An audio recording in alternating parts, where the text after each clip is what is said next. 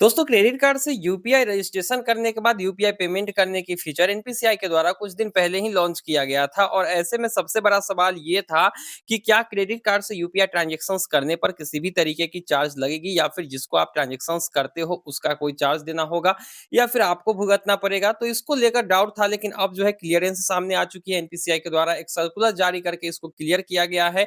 और सबसे बड़ी बात यह है कि क्रेडिट कार्ड से अगर आप यूपीआई ट्रांजैक्शंस करते हो तो आपको किसी भी तरीके की चार्ज देने की ज़रूरत नहीं है और ना ही उस मर्चेंट को देना होगा, जो कि एमडीआर चार्ज जिसको हम लोग कहते हैं वो भी नहीं देना होगा। लेकिन इसके लिए कुछ कंडीशंस हैं जिसको आपको ध्यान में रखना ज़रूरी है। लेकिन उससे पहले आपको बता दें कि अब तक सिर्फ 3 बैंकों ने क्रेडिट कार्ड की फीचर जो है यूपीआई के लिए दिया है। यानी कि अगर आप कोई बैंक जैसे यूपीआई ऐप मान लीजिए फ़ोन पे, गूगल पे या फिर भीम एप्लीकेशन में जाइए और वहाँ पर अगर आप जैसे बैंक सेलेक्ट करके बैंक ऐड करते हैं और उसके बाद उसी बैंक से यूपीआई ट्रांज़ैक्शंस करते हैं, तो ठीक उसी तरीके से आप क्रेडिट कार्ड सर्च करेंगे जहाँ पर बैंक सर्च करते हैं, तो क्रेडिट कार्ड जो है आपको अभी 3 बैंक के ही शो होंगे, जो कि है इंडियन बैंक का क्रेडिट कार्ड और पंजाब नेशनल बैंक के क्रेडिट कार्ड और साथ ही साथ यूनियन बैंक। 3 बैंक ही अभी क्रेडिट कार्ड से यूपीआई रजिस्ट्रेशन की फीचर दे रही है और साथ ही साथ रुपे क्रेडिट कार्ड पर ही ये फीचर फिलहाल है। बाकी के प्लेटफ़ॉर्म पर बहुत जल्द ही दिए जाएँगे, जैसे मास्टर कार्ड वगैरह पे, तो आपको इंतज़ार करना होगा। लेकिन अभी रुपे क्रेडिट कार्ड से आप यूपीआई ट्रांज़ैक्शंस कर सकते हैं सिर्फ़ 3 बैंकों के कार्ड पर। Indian bank of India, Punjab national bank और यूनियन बैंक। चलिए अभी बात कर देते हैं पे यहाँ पर जो चार्जेज़ है उसके बारे में कि आखिर क्या कुछ चार्जेज़ लगने वाला है।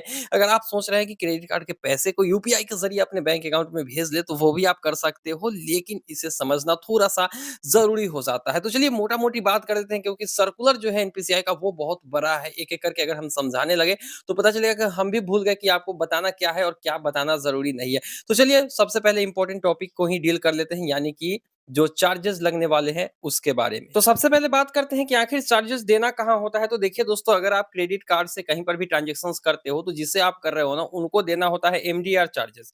और ये एमडीआर चार्जेज़ जो है ग्राहकों को नहीं लगता है, लेकिन ये दुकानदारों को देना होता है, जो भी पेमेंट एक्सेप्ट करता है एमडीआर की। अगर हम फुल फॉर्म की बात करें तो मर्चेंट डिस्काउंट रेट होता है।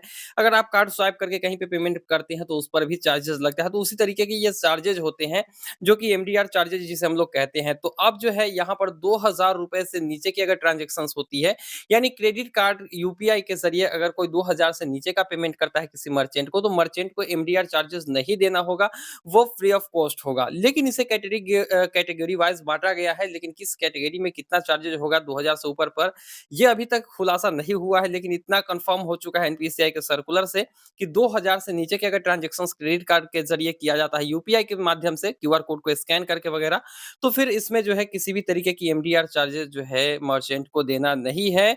तो ये एक बहुत ही बड़ी बात है और उन्होंने ये भी कहा हुआ है सर्कुलर में कि इससे जो है क्रेडिट कार्ड यूपीआई के यूज़ेज़ को बढ़ावा मिलेगा और इसीलिए उन्होंने 2000 से कम के ट्रांज़ैक्शंस पर किसी भी तरीके की एमडीआर चार्जेज़ लेने से मना किया है। मतलब किसी भी तरीके की चार्जेज़ नहीं लगने वाली है। आपको बता दें कि हाल ही में आरबीआई ने क्रेडिट कार्ड यूपीआई को अप्रूवल दिया था और उसके बाद 3 बैंक अभी ये सर्विस प्रोवाइड करा रहे हैं। बाकी के बैंक्स और बाकी के जो प्लेटफ़ॉर्म है, जैसे रुपे के अलावा वीज़ा, मास्टरकार्ड, इन सब में आपको देखने को मिलेंगे। सारे बैंकों के क्रेडिट कार्ड को आप जो है लिंक कर सकते हैं अपने किसी भी यूपीआई ऐप में और उससे पेमेंट कर सकते हैं। लेकिन इसका एक कोई यूपीआई आईडी नहीं बनेगा। नहीं तो ऐसा होगा कि अगर यूपीआई आईडी बन जाए तो कोई अगर पैसा भेजना चाहे उस यूपीआई आईडी से, तो आपके सीधे क्रेडिट कार्ड पे वो पैसा चला जाएगा। और ऐसे में अगर आप ज़्यादा पैसा जमा कर लेते हो क्रेडिट कार्ड पर लिमिट से ज़्यादा, तो भी आपको बैंक पेनल्टी करती है। तो इसलिए इसका यूपीआई आईडी नहीं बनेगा, लेकिन ट्रांज़ैक्शंस आप इससे कर सकते हैं। यूपीआई पेमेंट मतलब क्यूआर कोड को स्कैन करके पैसे भेज सकते हैं। 2000 से नीचे का भेजिए, किसी मर्चेंट को कोई चार्ज नहीं लगने वाला है। तो ये एक अच्छी बात है, चूँकि इसी को लेकर डाउट था, जो कि अभी एनपीसीआई ने क्लियर किया है सर्कुलर के ज़रिए। तो आपका क्या कहना है इस पर, कमेंट सेक्शन में ज़रूर बताइएगा और इस फीचर के आने के बाद आप क्रेडिट कार्ड का यूज़ कहाँ पर करने वाले हैं, ये भी बताएँगे कमेंट सेक्शन में। आज की वीडियो बस इतना ही, मिलते हैं किसी नई वीडियो में, दीजिए इजाज़त। Thank you.